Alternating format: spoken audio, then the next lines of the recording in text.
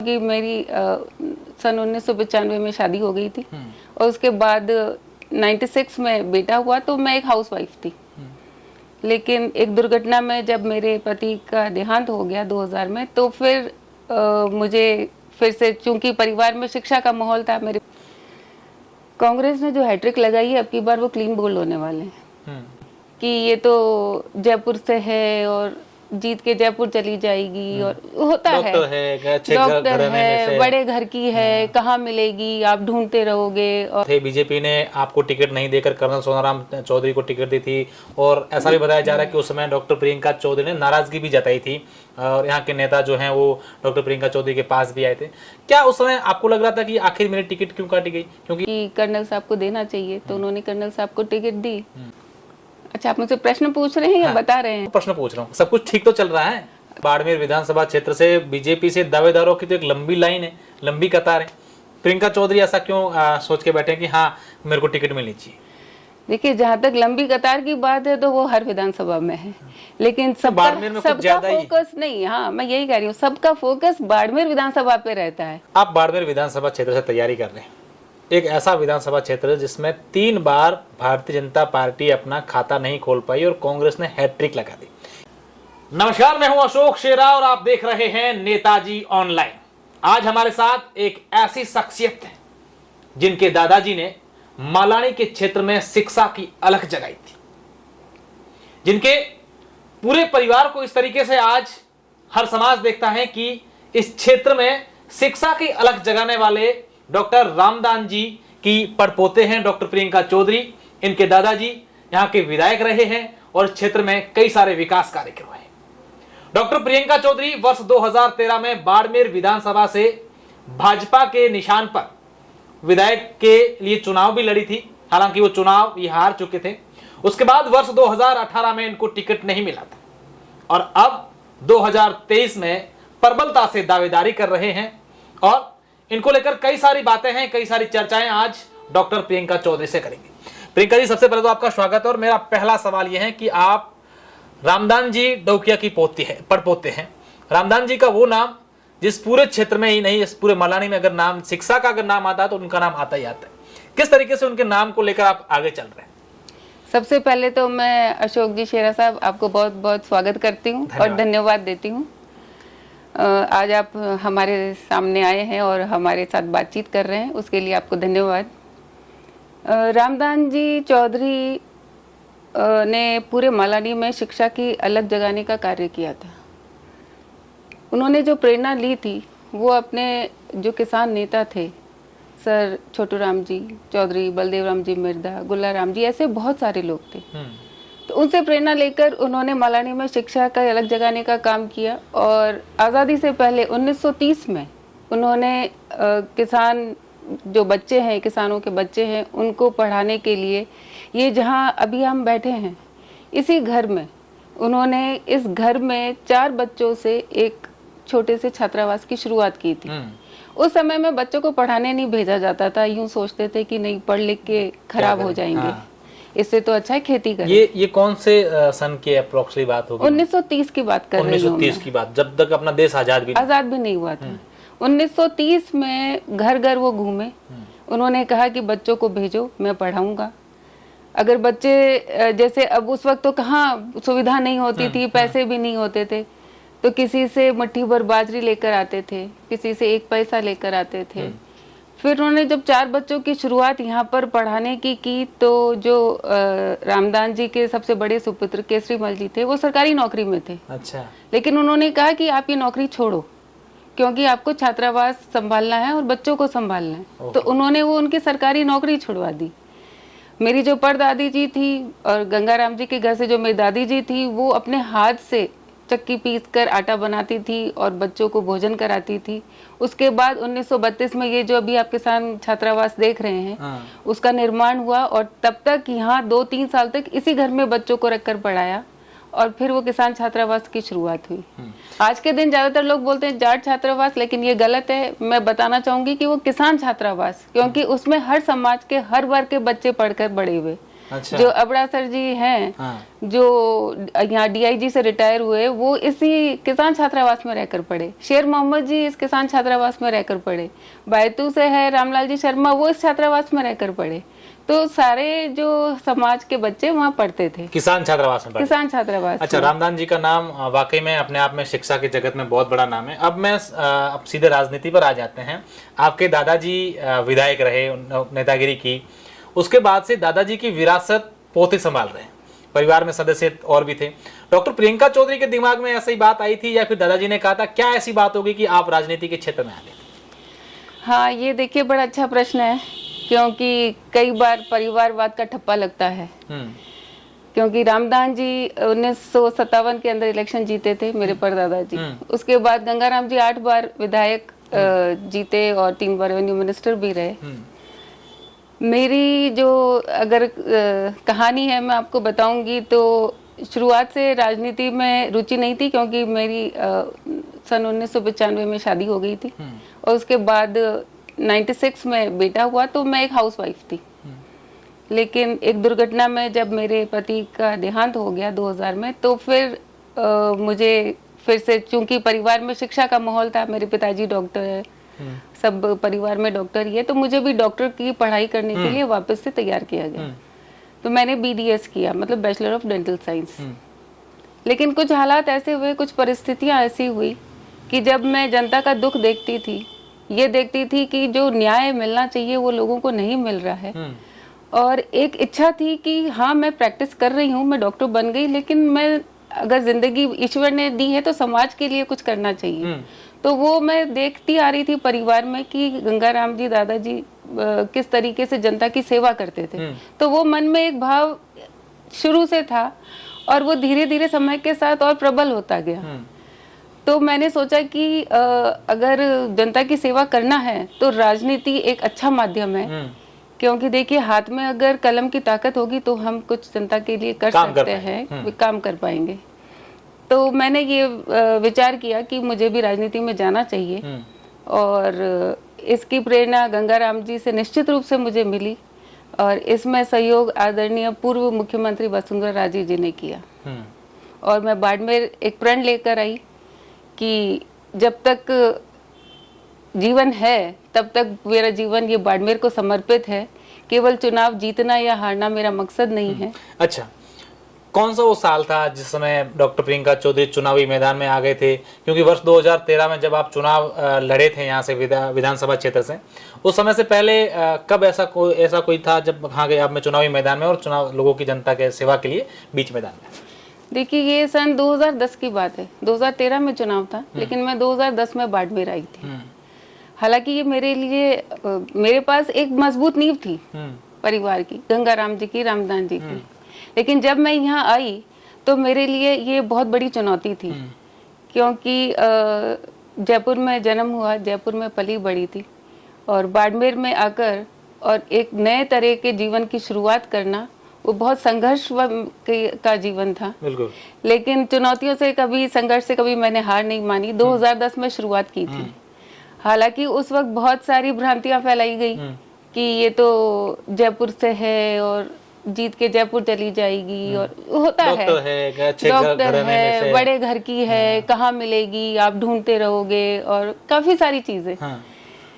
लेकिन मैं देखिए जो सच है वो सच रहता है, झूठ के पांव ज्यादा लंबे होते नहीं है। तो 2013 में जब मुझे टिकट दिया गया, हम जानते हैं कि थोड़े से मतों से मैं रह गई, अपने पार्टी की एक इंडिपेंडेंट खड़ी हो गई थी, इसलिए मार्जिन बहुत ज्यादा नहीं रहा। तो मैं ये मानती हूँ कि उस वक्त जो परिवार का आशीर्वाद था या परिवार का नाम था, और जो मेरी जो थोड़ी मेहनत मैंने की थी, उसकी वजह से काफी अच्छा लोगों ने मुझे सहयोग दिया, और मैं बहुत कम मार्जिन से रही। और उसके बाद चूंकि बाड़मेर के लिए सेवा करने का प्रण लेकर आई थी, तो लगातार बाड़मेर में।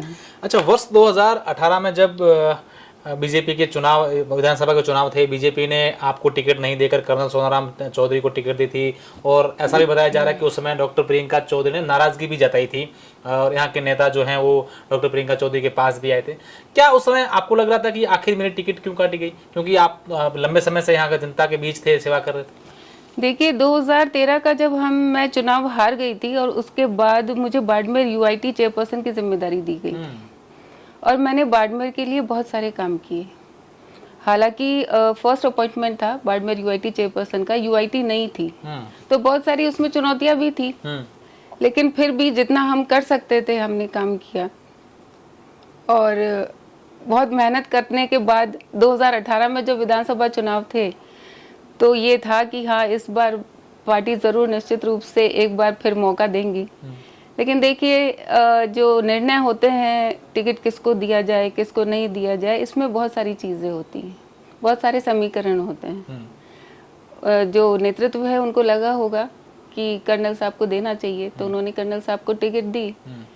निश्चित रूप से एक बार दुख होना वाजिब है, क्योंकि जब मेहनत करते हैं और कुछ अलग आशानुरूप जब नहीं निर्णय होता है तो दुख होना स्वाभाविक है। लेकिन पार्टी का निर्णय है और पार्टी के हम साथ रहे, पहले भी थे आज भी हैं और पार्टी के संगठन के लिए काम करते रहे। उसको भी मैंने काम किया, मुझे चौटन विधानसभा की जिम्मेदारी दी गई कि वहाँ पर आप पार्टी का काम करें तो मैं वहाँ चौटन विधानसभा में काम किया। उसके बाद एमपी इलेक्शन आए, आदरणीय कैलाश जी चौधरी को जब वो एमपी का इलेक्शन लड़ रहे थे तो हमने दिन रात उनके लिए काम किया, पार्टी के लिए काम किया। तो ये निर्णय से एक बार आहत जरूर होते हैं, लेकिन जब आखिरकार ये सोचते हैं कि जो विचारधारा से हम जुड़े हैं उस विचारधारा को मजबूत करना है तो अपना खुद का हित स्वार्थ कई बार त्याग करना चाहिए और वो किया। अच्छा, बीजेपी दावे करती हैं कि इस बार हम कमल खिलाएंगे, 2023 में बाड़मेर विधानसभा में कमल खिलेगा, लेकिन ऐसा परसेप्शन है कि डॉक्टर प्रियंका चौधरी, कर्नल सोनाराम चौधरी के बीच में और तमाम अलग अलग नेता हैं उनके बीच में सब कुछ ठीक नहीं। ऐसा तो कुछ नहीं, सब कुछ ठीक है, बीजेपी रेडी है, एक गुट है, एक साथ है। अच्छा, आप मुझसे प्रश्न पूछ रहे हैं या बता रहे हैं? मैं बता रहा हूँ, आपको प्रश्न पूछ रहा हूँ। सब कुछ ठीक तो चल रहा है? बिल्कुल ठीक है। देखिए जो पिछले 2 बार हुआ वो किसी परिस्थितियां बनी ऐसी कि इस तरह का हुआ, लेकिन इस बार बाड़मेर विधानसभा में हर हालत में कमल का फूल खिलेगा। और इसमें चाहे हमारे सीनियर लीडर्स हो, चाहे आप कर्नल साहब की बात कर लें, चाहे और जितने दावेदारी कर रहे हैं उन सब की बात कर लें, सभी मिलजुल कर जिसको भी टिकट मिलेगा उसके लिए सब मिलकर मेहनत करेंगे, क्योंकि इस बार तो कभी नहीं। डॉक्टर प्रियंका चौधरी को क्यों लगता है कि इस बार जो है भारतीय जनता पार्टी आप पर विश्वास जताएगी? क्योंकि इस बार देखें बाड़मेर विधानसभा क्षेत्र से बीजेपी से दावेदारों की तो एक लंबी लाइन है, लंबी कतार है। प्रियंका चौधरी ऐसा क्यों सोच के बैठे कि हाँ मेरे को टिकट मिलनी चाहिए? देखिए जहाँ तक लंबी कतार की बात है तो वो हर विधानसभा में है, लेकिन सबका फोकस नहीं, हाँ मैं यही कह रही हूँ, सबका फोकस बाड़मेर विधानसभा पे रहता है। बाकी जगह की लिस्ट देखेंगे तो और भी लंबी दिखेगी। अगर आप बाकी और चाहे शिव कर लें चाहे चौटन की बात कर लें, लिस्ट तो सभी जगह, क्योंकि देखिए सबको पता है कि कांग्रेस का कोई भविष्य नहीं है और भारतीय जनता पार्टी एक मजबूत और लोकतांत्रिक पार्टी, तो निश्चित रूप से परिवार बड़ा हुआ है और महत्वाकांक्षा होती है सबकी। तो ये तो अच्छी बात है कि इतने दावेदार है, वरना वो समय भी था कि जबरदस्ती टिकट दिए जाते थे, कोई चुनाव लड़ने वाला नहीं होता था। ये तो पार्टी की मजबूती है कि इतने लोग दावेदार कर रहे हैं, दावेदारी कर रहे हैं। लेकिन दावेदारी अलग जगह है, लेकिन निश्चित रूप से जिसको भी टिकट मिलेगा सब साथ होकर इस बार चुनाव लड़ने वाले हैं। आप बाड़मेर विधानसभा क्षेत्र से तैयारी कर रहे हैं, एक ऐसा विधानसभा क्षेत्र जिसमें 3 बार भारतीय जनता पार्टी अपना खाता नहीं खोल पाई और कांग्रेस ने हैट्रिक लगा दी। इस बार भी कांग्रेस के नेताओं का ऐसा दावा है, यहाँ के विधायक हैं उनका ऐसा दावा है कि जनता इस बार साथ है और जनता जमकर हमारे साथ वोटिंग करेगी और हम विधायक फिर से बच जाएंगे। कांग्रेस ने जो हैट्रिक लगाई है अब की बार वो क्लीन बोल्ड होने वाले हैं, क्योंकि उन्होंने जिस तरीके के काम किए हैं किसी से छुपा हुआ नहीं है। विधायक महोदय ने खुद ने अपने मुंह से स्वीकार किया है कि यहाँ भू माफिया ने काम किया है। वो तो बीजेपी पर आरोप लगाया कि बीजेपी ने सहयोग किया है, बीजेपी के लोगों ने भूमाफियाओं के। देखिए मैं फिर कह रही हूँ, अगर आरोप लगा रहे हैं तो आप जांच कराइए ना। अब जब हमने ये मुद्दा उठाया तो उन्होंने क्या किया, एक फॉर्मेलिटी कर दी कि भाई एसडीओ की कमेटी अध्यक्षता में कमेटी जांच करेगी।